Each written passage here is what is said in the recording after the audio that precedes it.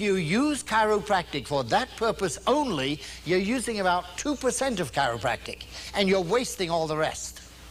To understand the real value of chiropractic, you have to understand a little bit more about the way the body works.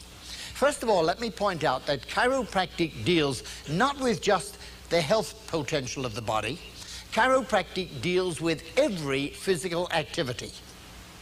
Every level of human performance is involved in chiropractic, simply because every level of human performance is controlled by body chemistry.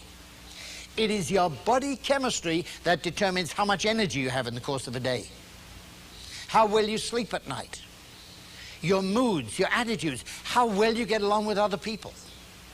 Let's just talk a little bit about the role of chemistry in running your life. Do you know, for example, that you're sitting here right now and your heart is beating away at a certain rate for you? If you were to get up and run for the bus, you couldn't make it. There's not a person in this room athletic enough to run for a bus and catch it unless they first change their body chemistry. There are little glands in the body called adrenal glands that make adrenaline. And for you to generate the speed and the energy to run, you have to have adrenaline pumped into your bloodstream by those two little glands. And if you don't get enough adrenaline, then you lack the power and the speed and the strength and the ability. Why do you think athletes change their chemistry? And very often they kill themselves by changing their chemistry in a desperate effort to get more performance out of the body, because the body performance is controlled by chemicals. Do you remember Len Bias, the basketball player? Maybe the greatest college basketball player this country has seen, certainly in a generation. And he went out, he could run faster and jump higher than any other athlete. He could sustain energy better than any other athlete. He could spend more minutes on the court without becoming exhausted. And one day he went out and played one of his greatest games ever. A magnificent performance, and then he went home and keeled over and dropped dead. And we found that this excessive performance was brought about by the ingestion of chemicals. Chemicals in the body change your performance levels, and what he did was in 1 hour burn up 30 years of his life. So changing body chemistry controls your performance, but it has many, many broad effects other than the ones some of the athletes are seeking. The Russian women athletes recently were stripped of their gold medals from the Goodwill Games, because it was discovered that some of these women athletes had achieved male strength by taking male hormones.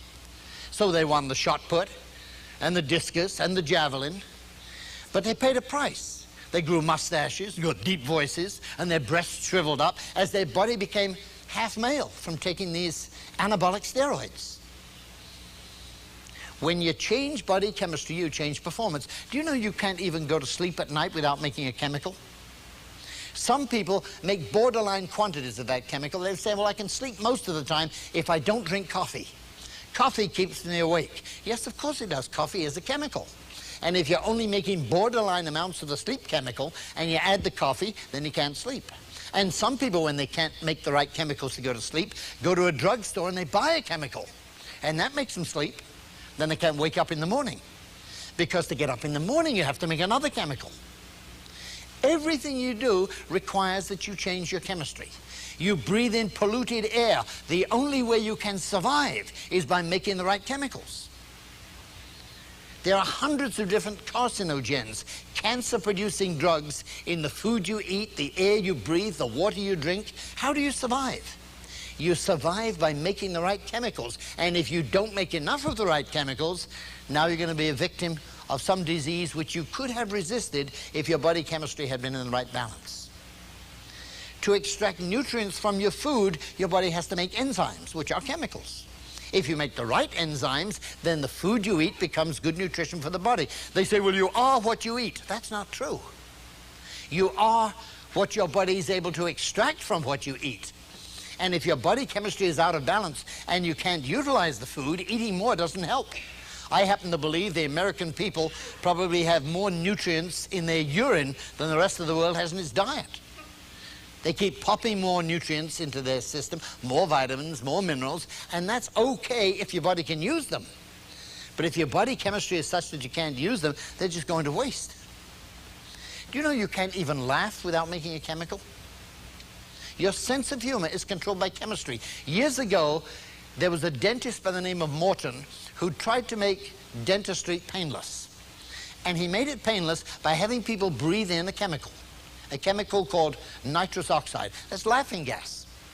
And people would breathe in this chemical, and their whole sense of humor would change, and they'd relax. So here comes the dentist with a bloody great drill in one hand and a pair of pliers in the other, and the patient would think, oh, that's funny. Huh? And they breathe in a little more of this chemical, and they become unconscious. And if they breathe in a lot more, they become dead. See, changing your body chemistry changes your sense of humor, your degree of relaxation, your energy, changes everything. Your moods. Why do you think the police won't let you drive a car when you've been drinking alcohol? Because alcohol, as a chemical, in your bloodstream, alters your physical coordination. You can't walk a straight line, you can't talk straight, you can't think straight.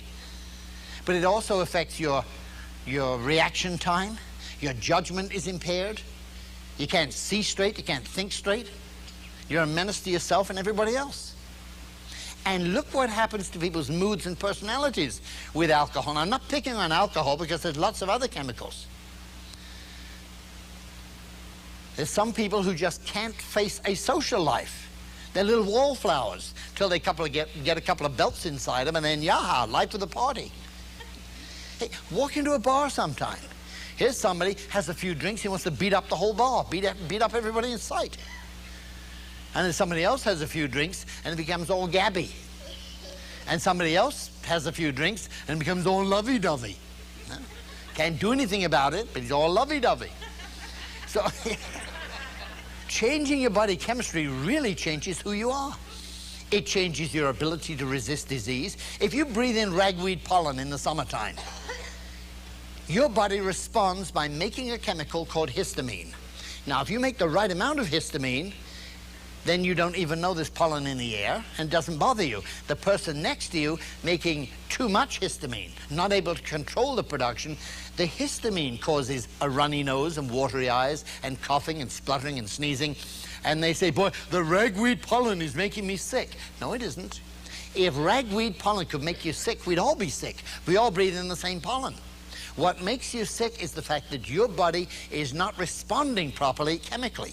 You produce too much of this histamine, and it's the histamine that makes you sneeze and splutter and cough. And lots of people then go to a drugstore and they buy antihistamine. And it works. It dries up the membranes, dries up some of the symptoms, because it causes other problems and other symptoms. Drowsiness, can't do a decent day's work, can't maintain energy. And then there are things like constipation or diarrhea, intestinal hemorrhage, intestinal bleeding, prostatic cancer in men. And interestingly enough, when you take antihistamine, guess what your body does? Makes more histamine. So the problem goes on and on. Changing your body chemistry is necessary to life, but when you change it artificially, it creates all kinds of problems. In order for you to do anything, you need to change your chemistry, to think clearly. Just imagine your kids. You send your kids to school and they're supposed to get an education. How much do you think they learn if they sit in class until break time, then they go out on break and smoke pot and go back in class? You think that would affect their learning ability? Would affect their IQ, their memory, their concentration? When body chemistry is out of balance, nothing works right. Hey, let's talk for a minute about the menstrual cycle. Now, we know there are physiological changes, there are physical changes. There's water retention and weight gain, sometimes complexion problems, straggly hair, lackluster eyes, don't feel like working. These are just the physical things. Are there emotional changes at premenstrual time? Does PMS sometimes be so severe that it leads people to suicide?